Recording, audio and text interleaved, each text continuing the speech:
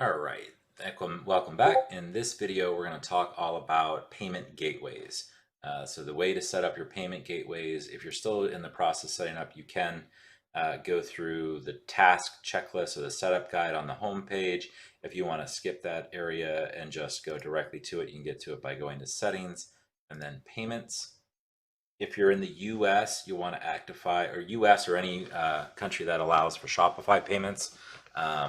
You'll definitely want to do activate Shopify payments. So click that, add your bank account information. If you're international and if you're an international seller and you want to accept Shopify payments, which I would recommend if you can do this, or if you really want to take this as a serious business, you'll want to look into that. Creating an LLC or a business entity in the United States. Yes, you'll have to pay United States taxes, but you would get access then to the Shopify payments because you would be a registered person or a registered company rather in the US.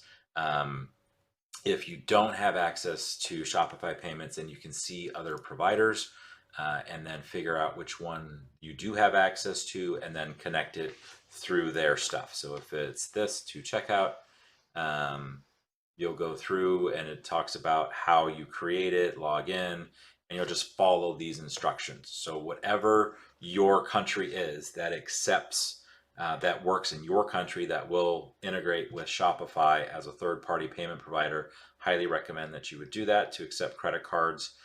In addition to it, if at all possible, you will definitely want to offer PayPal. It is a big payment option for us. In most of our stores, our breakdown is in the US based market anyway. It's a roughly 40 to 50% of our payments are credit card, and then 25% of payments are via PayPal, and then 25% are either that is some form of payment breakdown app. So on some stores, we use the Shop Pay option, which is a for pay. On another store, we use Sezzle. There's Klarna. There's all kinds of different versions of these apps that will break up the payment over a certain number of payment structures, and it's typically 4 payments. But definitely look into adding that because A, it does help conversion rate, and B, you'll get about 20-25% of your sales will come from that 4 split pay option. Okay, so that, because there are so many different options here, I'm not really going to have time to go into each and every single one of them.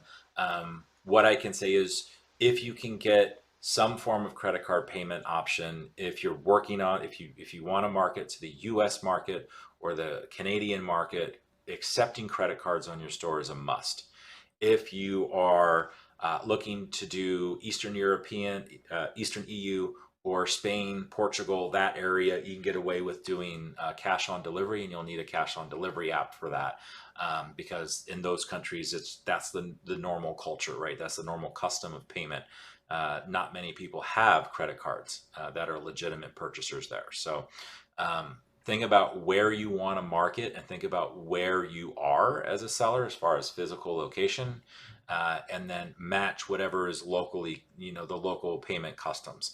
Shopify has done a great job over the years of adding a lot of integrations with a bunch of different providers.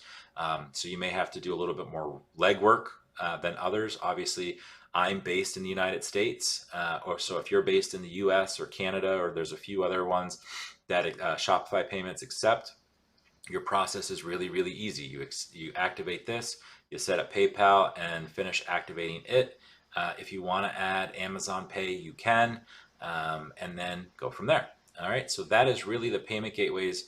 Again, if you are international and you do need to follow, or Shop Pay is not an option for you, go through one of these and figure out what works in your country, and then you'll just have to follow those specific setup steps. All right, so this is a real quick and easy one for Shopify payments and for payment gateways. Again, you'll want to have whatever bank account you want to receive money into. You'll have to have that information as well, so that on these different payment methods, you'll be able to set that up. Obviously, getting paid is very, very important, if not the most important thing. So if you're doing a business and you're just setting up the business, then obviously you want to set up a business bank account with that information that you did when you registered your business.